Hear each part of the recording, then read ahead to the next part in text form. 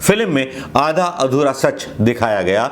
आला उदल के बारे में क्यों नहीं बताया गया कि पृथ्वीराज सिंह चौहान दिल्ली के राजा होने के बाद, इतनी बड़ी फौज होने के बाद भी बुंदेलखंड या महुआ की लड़ाई केवल एक नाचने वाले के लिए लड़ रहे थे क्या? कि किस तरह से महुआ पर कौन सी शर्त रख कर के पृथ्वीराज सिंह चौहान ने जब दिल्ली के राजा थे किस तरह से चढ़ के आए थे? आला उदल और मलखान की बात की गई है या इस इतिहास के बारे में भारतीय जनता पार्टी के अनपढ़ नेताओं को पता नहीं है, या अक्षय कुमार को नहीं पता था, या उसके निर्देशक और जो प्रोफेसर जिसके साथ बैठ करके वो इंटरव्यू दे रहा था उसको नहीं पता था? श्री राम मंदिर के नाम पर, कभी महाराणा प्रताप के नाम पर, कभी पृथ्वीराज के नाम पर, कभी मस्जिद के नाम पर, कभी ज्ञान वापी के नाम पर, लगता है पाकिस्तान की आईएसआई सरकार बिना मांगे बन गई है। और केशव प्रसाद मौर्य का भी पता नहीं है, जो इतिहास के बारे में ये मतलब कहा जा रहा है अक्षय कुमार के द्वारा, और बहुत मतलब घंटों से और 2 दिनों से चल रहा है कि इतिहास के बारे में ये नहीं था, पृथ्वीराज जी के बारे में कोई जानकारी नहीं दी गई थी। लेकिन 10वीं फेल अक्षय कुमार, कनाडावासी, हमारे देश की राजनीति में एक भूचाल।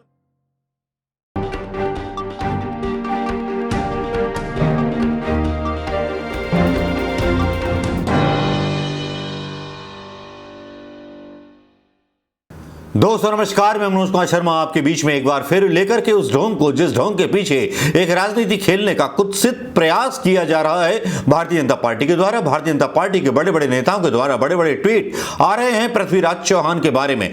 शायद पृथ्वीराज चौहान कब जन्म लिया था, कब मरे, इसके बारे में शायद उन नेताओं को मालूम ना होगा, क्योंकि इतिहास में कमजोर रहे होंगे, क्योंकि खुद प्रधानमंत्री मतलब ज्यादा शिक्षा नहीं है, अमित शाह जी का पता नहीं है, और केशव प्रसाद मौर्य का भी पता नहीं है, जो इतिहास के बारे में ये मतलब कहा जा रहा है अक्षय कुमार के द्वारा, और बहुत मतलब घंटों से और 2 दिनों से चल रहा है कि इतिहास के बारे में ये नहीं था, पृथ्वीराज जी के बारे में कोई जानकारी नहीं दी गई थी। लेकिन 10वीं फेल अक्षय कुमार, कनाडावासी, हमारे देश की राजनीति में एक भूचाल मचाने के लिए एक चीज पैदा करता है, एक पिक्चर बनाता है जिसका नाम पृथ्वीराज चौहान है, जिसमें केवल जिक्र होता है मोहम्मद गजनी का।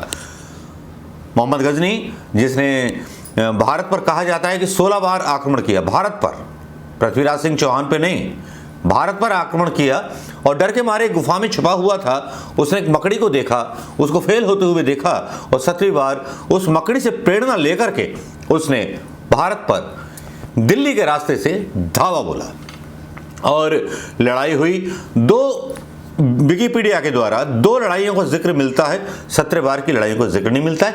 गुजरात के दुनिया भर के किस्से सामने आते हैं। ये शायद इस फिल्म में दिखाया गया है, नहीं दिखाया गया, इसकी बात नहीं कह सकते। लेकिन यहाँ पर क्या है कि भारतीय जनता पार्टी जरूर फायदा उठा लेना चाहती है, कभी भगवान श्री राम मंदिर के नाम पर, कभी महाराणा प्रताप के नाम पर, कभी पृथ्वीराज के नाम पर, कभी मस्जिद के नाम पर, कभी ज्ञान वापी के नाम पर। लगता है पाकिस्तान की आईएसआई सरकार बिना मांगे बन गई है। जो कांग्रेस के जमाने में आईएसआई कराना चाहती थी, आईएसएसआई जो कराना चाहती थी, वो भारतीय जनता पार्टी उस दौर में निकल चुकी है। उसको लगता है कि वोट मिल जाएंगे। लेकिन यहां पर एक कड़वा सच ये भी है, पृथ्वीराज सिंह चौहान दिल्ली के राजा थे, और दिल्ली के राजा जो थे बड़े थोड़े से रंगीन मिजाज थे। क्या इस पिक्चर में ये दिखाया गया आला उदल के साथ लड़ाई और महुआ की लड़ाई क्या दिखाई गई इस पिक्चर में? क्या बताया गया कि जिस व्यक्ति को हिंदू राजा बोल रहे हैं, हिंदू महावीर और हिंदू सम्राट बोल रहे हैं, आखिरी हिंदू सम्राट बोल रहे हैं, उसने किस तरह से हिंदू राजाओं के खिलाफ दमन किया था? क्या इस पिक्चर में यह बताया गया है? क्या इस पिक्चर में आला उदल का जिक्र हुआ है?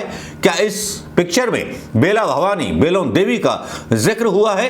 क्या आला उदल के 18 खंडों का जिक्र हुआ है? या आला उदल के बारे में कोई बात कही गई है कि किस तरह से महुआ पर कौन सी शर्त रख करके पृथ्वीराज सिंह चौहान ने जब दिल्ली के राजा थे किस तरह से चढ़ के आए थे? आला उदल और मलखान की बात की गई है, या इस इतिहास के बारे में भारतीय जनता पार्टी के अनपढ़ नेताओं को पता नहीं है, या अक्षय कुमार को नहीं पता था, या उसके निर्देशक और जो प्रोफेसर जिसके साथ बैठ करके वो इंटरव्यू दे रहा था उसको नहीं पता था कि उसने किस तरह से हिंदू राजाओं का दमन किया था, उन्हें कमजोर किया था। राजा परमार के खिलाफ उसके क्या एक्शन थे और किस मांग पर युद्ध हुआ था, आपको सुनाऊंगा तो आप शर्म से गड़ जाएंगे। पृथ्वीराज सिंह चौहान, जिसको एक आखिरी हिंदू राजा कहा जा रहा है, उसकी कमजोरियां क्या थीं? उसने महुआ पर, बुंदेलखंड पर इसलिए आक्रमण किया, एक नाचने वाली चाहिए थी, एक हाथी चाहिए था और एक नौलखा हार चाहिए था। उसने लिख करके फरमान भेजा था। आपको मैं लिंक डालूंगा अपने सब्सक्रिप्शन में, उन लिंकों को आप देख सकते हैं, उन वीडियो को देख सकते हैं जो प्रमाण है इतिहास का। जो लोग कहते हैं कि इतिहास मिटा दिया गया, इतिहास हमेशा से जिंदा था और जिंदा रहेगा। लेकिन बीजेपी वाले हमेशा, भारतीय जनता पार्टी हो या संघ हो, उसने हमेशा झूठ की वकालत की है। आला उदल के बारे में आज कोई बात क्यों नहीं करता है? उन महावीरों के बारे में बात क्यों नहीं करता है जिस आला ने पृथ्वीराज चौहान को गुरु गोरखनाथ के कहने पर जिंदा छोड़ दिया था? ये कहानी क्या थी, क्यों हुई थी ये शुरुआत?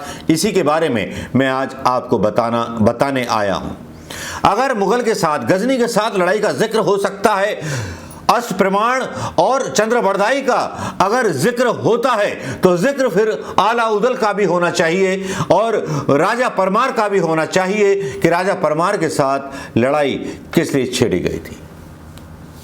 बात यह है कि फिल्मों में सच्चाइयां अपने हिसाब से गढ़ी जाने लगी हैं, स्टोरियां अपने हिसाब से, कभी इंदिरा गांधी या गांधी खानदान या सुभाष चंद्र बोस के खिलाफ ऐसी कहानियां बनाई जा रही हैं जो संघ को यह साबित करने में कोशिश करे कि संघ बड़ा देशभक्त था। वीर सावरकर को श्रद्धांजलि या बधाई देते हुए पहली बार मैंने देखा एक माफी वीर को, एक गद्दार को, जो था बड़ा महिमा मंडित, गोदी मीडिया कर रहा था। अब वही हाल कनाडा निवासी, जो कनाडा की नागरिकता ले चुका है, वो एक फिल्म बनाता है पृथ्वीराज, वो ट्रोल हो जाता है फिल्म की शूटिंग में। उसके हाथ बंधे हुए हैं, एक हाथ थोड़ा टाइट बंधा हुआ और एक हाथ में रस्सी ढीली है। लोग ट्रोल करने लगते हैं अक्षय कुमार को, लेकिन मैं उस पर बात नहीं करूंगा, मैं बात करूंगा आला उदल पर। आला उदल एक ऐसे वीर पुरुष थे जो एक रौनक थे, जिसके बारे में शायद अमित शाह या गुजरात के लोगों को नहीं पता होगा। उत्तर प्रदेश की जान थे, बुंदेलखंड की जान थे आला उदल। और इन्हीं आला उदल पर पृथ्वीराज सिंह चौहान ने, जो था केवल एक नाचने वाली के लिए, एक हाथी के लिए और एक नौलखा हार के लिए हमला कर दिया, उदल को मार दिया। फिर उसके बाद आला ने तांडव दिखाया। आला ने वो तांडव दिखाया कि पृथ्वीराज सिंह चौहान घायल हुए जमीन पर पड़े थे। गुरु गोरखनाथ आते हैं और बचाते हैं जान और बोलते हैं आला बख्श दो। आला बख्श के वैराग्य के जीवन में चले जाते हैं, क्योंकि उनके गुरु ने उनको बोला था। ये होते थे साधुओं का प्रभाव, ये होता था संतों का प्रभाव, और ये होता था उनको मानने वालों का प्रभाव, और ये होती थी इज्जत उस टाइम धर्म गुरुओं की। आप यहां गिनिए कितने धर्म गुरु हैं। कुछ धर्म गुरु व्यापार करते हैं। मैं तो बाबा रामदेव को जब समझता, जब तेल और आटा फ्री भिजवा देते हर हिंदुस्तानी को, जो योग सिखा रहा था बड़े महंगे महंगे टिकट दे करके। वो कानिया बाबा जो देश में क्रांति की बात करता था, वो गायब हो गया। लेकिन यहां फिल्म में आधा अधूरा सच दिखाया गया। आला उदल के बारे में क्यों नहीं बताया गया कि पृथ्वीराज सिंह चौहान दिल्ली के राजा होने के बाद, इतनी बड़ी फौज होने के बाद भी बुंदेलखंड या महुआ की लड़ाई केवल एक नाचने वाले के लिए लड़ रहे थे? क्या इसमें बदनामी नहीं होती? एक दूसरा प्रश्न उठता है, एक दूसरी चीज उठाई जाती है कि 16 बार 17 बार आक्रमण किया मोहम्मद गजनी ने पृथ्वीराज सिंह चौहान पर। 2 बार का तो विकिपीडिया पर मिलता है, लेकिन 17 बार किया तो एक राजा इतना बेवकूफ कैसा था कि बार बार छोड़ दिया करता था गजनी को? पप्पू राहुल गांधी था क्या? राहुल गांधी बोलूंगा ना, बीजेपी बोलती है तो मैं भी बोलूंगा, पप्पू था क्या पृथ्वीराज सिंह चौहान?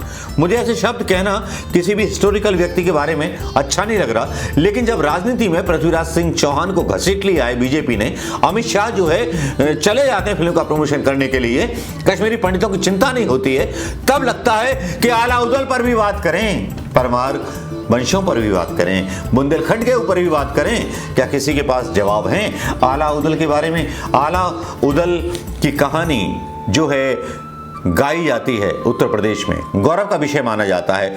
आला उदल की जो कहानियां हैं शायद बहुत से लोगों ने सुनी होंगी।